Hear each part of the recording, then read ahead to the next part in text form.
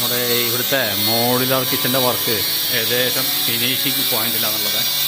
ഞാൻ ഇതിനു മുമ്പ് ഇതിൻ്റെ വീഡിയോ പോസ്റ്റ് ചെയ്തിട്ടുണ്ടായിരുന്നു. അന്ന് ഞാൻ പോസ്റ്റ് ചെയ്യുന്ന സമയത്ത് ഇവിടെ ടൈലുകളൊന്നും പതിച്ചിട്ടുണ്ടായിരുന്നില്ല. അതായത് ഫ്ലോറിൻ്റെ ടൈൽ പതിച്ചിട്ടുണ്ടായിരുന്നു, ബാക്കി വാളിൻ്റെ ടൈലുകളൊന്നും ഉണ്ടായിരുന്നില്ല. ഓക്കെ, ഈ കാണുന്ന ക്യാബിനറ്റിൻ്റെ പിറകുവശങ്ങളിൽ നിന്നും തന്നെ ടൈല് ഇല്ല. അതുപോലെ തന്നെ ഈ ക്യാബിനറ്റിൻ്റെ ബാക്ക് വശമില്ല. ഈ ക്യാബിനറ്റിൻ്റെ ബാക്ക് വശത്തും ടൈല് പതിച്ചിട്ടില്ല. ഇതിൻ്റെ സ്ലാബും അതായത് കട്ടിയും വാർത്തിട്ടുണ്ടായിരുന്നില്ല.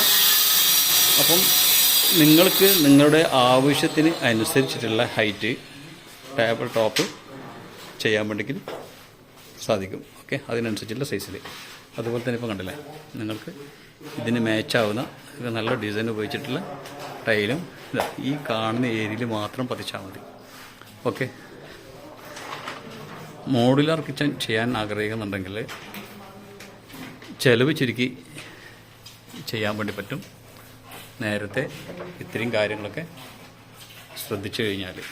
ഓക്കെ, മിക്കവാറും ആൾക്കാർ എല്ലാ ടൈലൊക്കെ പതിച്ചിട്ടാണ് മോഡുലാർ കിച്ചൺ ചെയ്യുന്നത്. അത് എക്സ്പെൻസീവ് വരുത്ത എന്നല്ലാതെ വേറെ അതിനെക്കൊണ്ട് പ്രയോജനങ്ങളുണ്ടെന്ന് എനിക്ക് തോന്നുന്നില്ല. അതുപോലെ തന്നെ ഇത് കണ്ടില്ല,